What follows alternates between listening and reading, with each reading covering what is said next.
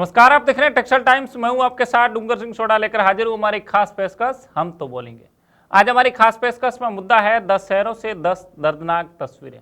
जी हां, कहीं पर बुढ़ी मां की कदमों में टूट गई जवान बेटे की सांस, तो कहीं पर घाटों पर चिताएं ठंडी नहीं हो रही है, तो कहीं पर कब्रिस्तानों में 2 गज जमीन भी नहीं बची है।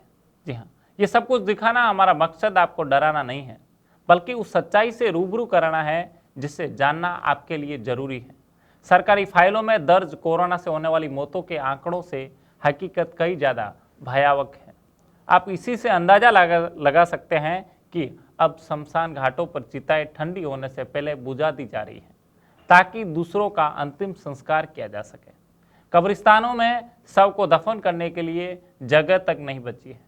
इस फोटो स्टोरी में हम आपको 10 शहरों से ऐसी 10 तस्वीरें दिखाएंगे। इसे देख आप खुद ब खुद देश के हालात से वाकिफ हो जाएंगे।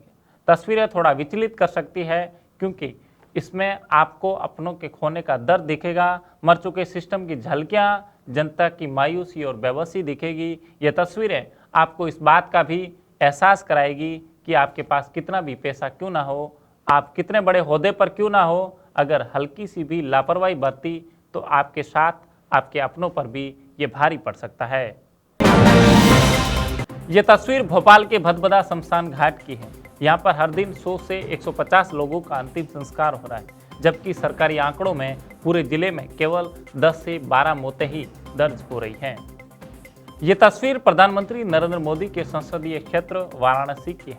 यहाँ पर जौनपुर के मड़ियाऊ की रहने वाली एक बुजुर्ग मां ने अपने जवान बेटे का इलाज कराने के लिए एक अस्पताल से दूसरे अस्पताल भटकती रही, लेकिन किसी का दिल नहीं पसीजा।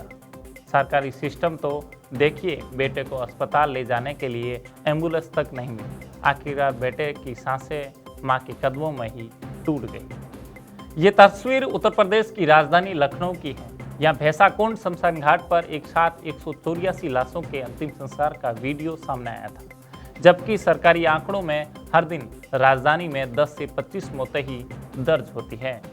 ये तस्वीर उत्तर प्रदेश के कानपुर शहर की है। यहाँ लगभग हर कोविड अस्पताल में हर दिन 10 से 20 मौतें हो रही है, लेकिन सरकारी आंकड़ों में पूरे जिले में केवल 10 से 15 लोगों के मारे जाने की बात दर्ज हो रही है।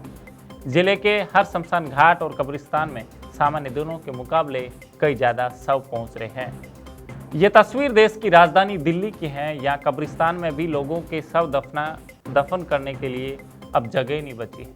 कब्रिस्तान के मैनेजमेंट का कहना है कि हर दिन 50 से 60 लोगों का शव आ रहे हैं। अब शहर में दूर दराज के कब्रिस्तानों में बात करके वहाँ ऐसे मृतकों को दफन किया जा रहा है।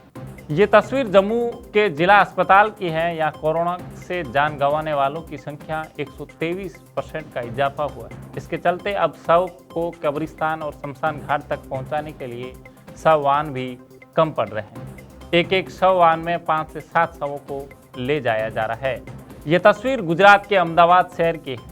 यहाँ के घाटों और कब्रिस्तानों में हर दिन करीब 100 से 150 लोगों का अंतिम संस्कार कोविड प्रोटोकॉल के तहत हो रहा है, लेकिन सरकारी आंकड़ों में केवल 20 से 25 मौतें ही दर्ज हो रही है। आलम यह है कि अस्पतालों के फ्रीजर में अब शवों को रखने के लिए जगह तक नहीं बची है। ये तस्वीर पश्चिम बंगाल की राजधानी कोलकाता की है। यह कोरोना से जान गंवाने वाले मरीजों के परिजनों को उसका आखिर बार चेहरा तक देखने को नसीब नहीं हुआ। बार बार परिजन शव को देखकर रोते बिलखते रहे। ये तस्वीर मुंबई की है। यहाँ के शमशान घाटों पर दिन रात कोरोना से जान गंवाने वालों का अंतिम संस्कार हो रहा है। कब्रिस्तान में जगह फुल होने के चलते अब बाहरी इलाकों में शवों को दफन किया जा रहा है।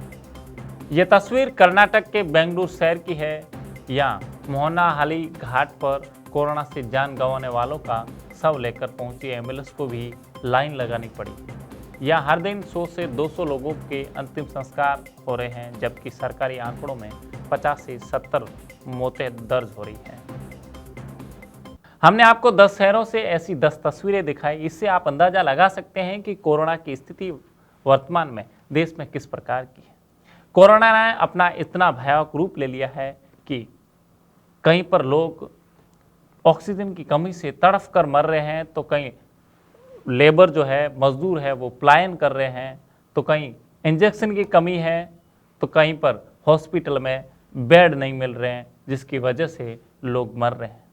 अगर अभी भी आप लापरवाही बरतेंगे तो आपके साथ अपनों पर भी ये लापरवाही भारी पड़ सकती है। तो आप घर में रहें, सुरक्षित रहें, मास्क और सैनिटाइज का उपयोग करें और इस देश को इस महामारी से बचाएं। आज की इस खास रिपोर्ट में नहीं है, आप देखते रहिए टेक्सटाइल न्यूज़। नमस्कार।